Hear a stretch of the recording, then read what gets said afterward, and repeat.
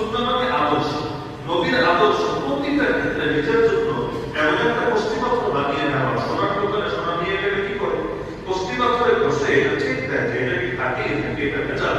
তাহলে আমার জীবনের প্রতিটা কাজ সেটা ইবাদত রিলেটেড না, সেটা আমার চাকরি সংক্রান্ত হোক, ব্যবসা সংক্রান্ত হোক, আমার ফ্যামিলি সংক্রান্ত হোক, আমার রাষ্ট্র সংক্রান্ত হোক, যাই হোক, আমি আমার প্রতিটা কাজকে নবীর সুন্নাহর কষ্টিপাত করে একটু যাচাই করে দেখবো এটা কি শুদ্ধ হচ্ছে নাকি গলত হচ্ছে।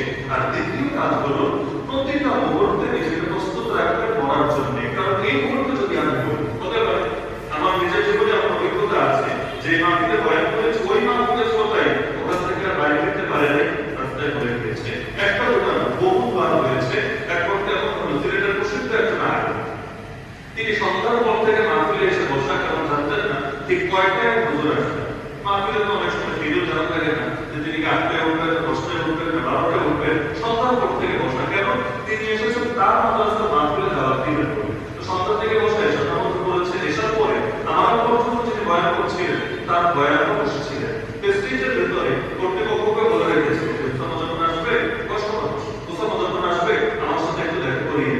কিন্তু হঠাৎ করে আমি আসার সম্ভবত 40 থেকে 50 মিনিট আগে তিনি বললেন, জানো বুকে ব্যথা করছে, আজকে বলে না আমি আর দেখা করতে পারবো না, তো তার নাম্বারটা আমাকে দাও, আমি নাম্বার দিয়ে যাচ্ছি, আর তাকে আমার সালাম বলবো আর বলবো আমি তাকে ফোন দেবো ইনশাআল্লাহ।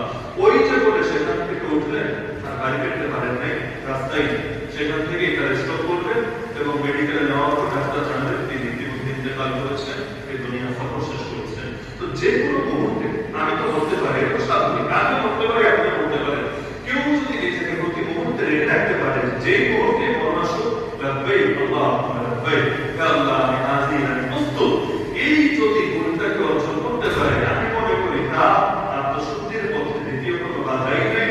কারণ তার পাপ হতে পারে কিন্তু পাপের উপর সে স্থির থাকবে না, পাপ সঙ্গে সঙ্গে তওবা করে নেবে। কেন? কারণ যে কোনো মুহূর্তে মরতে তো পারি, আমরা তো তওবা বিলম্বিত করি। আল্লাহ রাসূল মাসুম নবী তো ডেইলি অন্তত 100 বার তওবা করতেন, মাসুম নবী হয়ে, যার পাপই নাই, একটা পাপ নাই, পাপ হবে না, আল্লাহ তৌফিক পাওয়ার ঘোষণা নাই, তা আল্লাহ আমাদের দিয়েছেন, আগের গুলো পরের গুলো থাকবে না, পাপ নাই, পাপ ক্ষমা করে দিয়েছেন। সেই নবী ডেইলি অন্তত 100 বার